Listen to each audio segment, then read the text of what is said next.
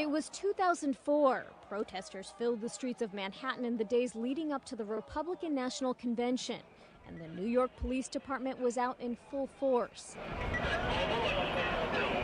As the public later came to know, the NYPD's watch over protesters extended well beyond just the men in uniform. Undercover cops carefully monitored certain groups, anti-war organizations, environmental advocates, even church groups.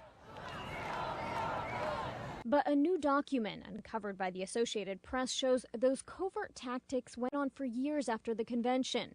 NYPD officers spied on liberal organizations, even kept files on specific people based on their political leanings. You know, them spying on me, it was bizarre, it was strange. Jordan Flaherty was singled out by the NYPD after an undercover officer traveled to New Orleans to attend a gathering of people opposing the North American Free Trade Agreement. In the report, the officer named Flaherty as an organizer with Palestinian sympathies. Flaherty says the NYPD exaggerated his role and that he was simply introducing a film. He says the thought of the NYPD having a file on him simply because of his political beliefs is unsettling. Nobody was plotting violence. People were discussing ideas, and apparently that's threatening to the New York City Police Department. Well, I mean, I think it's unwarranted. Eugene Perrier is an activist who attended the New Orleans summit. It doesn't surprise him that police were closely monitoring the event, but he, like Flaherty, find it unfortunate that merely expressing political views can put you in the radar of the NYPD. Well, I think it certainly has overstepped its bounds. I mean, I think that, the people have the right to First Amendment expression, to gather, to discuss their political ideas. The document is yet another sign of how the NYPD has broadened its reach in a post-9/11 world.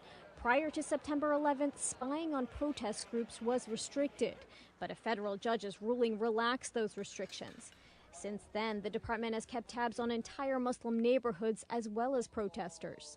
What keeps coming back is the notion that the NYPD doesn't really differentiate between lawful political protest and serious criminal activity, even terrorism. The New York Civil Liberties Union is involved in the ongoing federal suit over how the NYPD treated convention protesters back in 2004.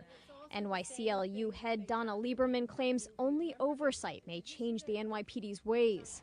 But the NYPD has long defended its actions, saying officers are allowed to be in public areas and even create documents for planning purposes. They also say regardless of the First Amendment, they need to be aware of protests should violence break out. In New York, Bonnie Ghosh, Associated Press.